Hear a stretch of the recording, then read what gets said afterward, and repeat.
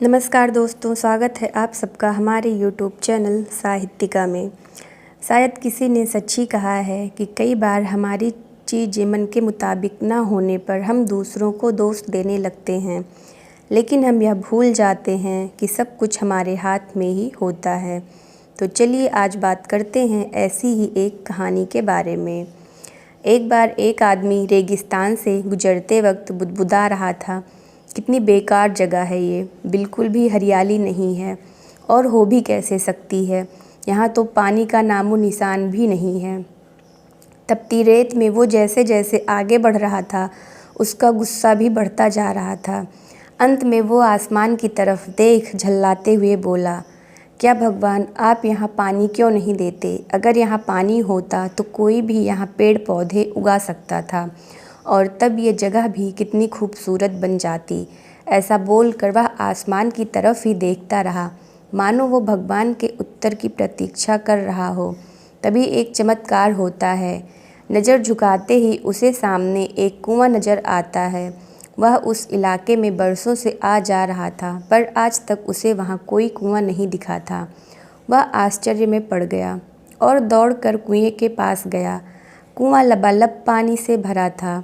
उसने एक बार फिर आसमान की तरफ देखा और पानी के लिए धन्यवाद करने की बजाय बोला, पानी तो ठीक है, लेकिन इसे निकालने के लिए कोई उपाय भी तो होना चाहिए। उसका ऐसा कहना था कि उसे कुएं के बगल में पड़ी रस्सी और बाल्टी दिख गई। एक बार फिर उसे अपनी आँखों पर यकीन नहीं हुआ। वह कुछ घबराहट के साथ आसमान की ओर देखकर बोला, लेकिन मैं ये पानी ढोऊंगा कैसे? तभी उसे महसूस होता है कि कोई उसे पीछे से छू रहा है। पलट कर देखा तो एक ऊँट उसके पीछे खड़ा था। अब वह आदमी एकदम घबरा जाता है और उसे लगता है कहीं वो रेगिस्तान में हरियाली लाने के काम में न फंस जाए, और इस बार वो आसमान की तरफ देखे बिना तेज कदमों से आगे बढ़ने लगता है।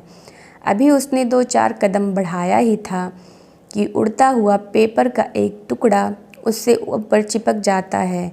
उस टुकड़े पर लिखा होता है, मैंने तुम्हें पानी दिया, बाल्टी और रस्सी दी, पानी ढोने का साधन भी दिया। अब तुम्हारे पास वो हर एक चीज़ है जो तुम्हें रेगिस्तान को हरा भरा बनाने के लिए चाहिए। अब सब कुछ तुम्हारे हाथ में है। आदमी एक क्षण के लिए ठहरा, पर अगले ही पल वह आगे बढ़ गया और रेगिस्तान कभी भी हरा भरा नहीं बन पाया। तो हमें इस कहानी से यह सीख मिलती है कि कई बार हम चीज़ों के अपने मन के मुताबिक ना होने पर दूसरों को दोष देते हैं, कभी अपने बुजुर्गों को, कभी भगवान को, पर इस दोषारोपण के चक्कर में हम सच्चाई को अनदेखा कर देते हैं कि एक इंसान होने के नाते हम में वो शक्ति है कि हम अपने सभी सपनों को खुद साकार कर सकते हैं। धन्यवाद।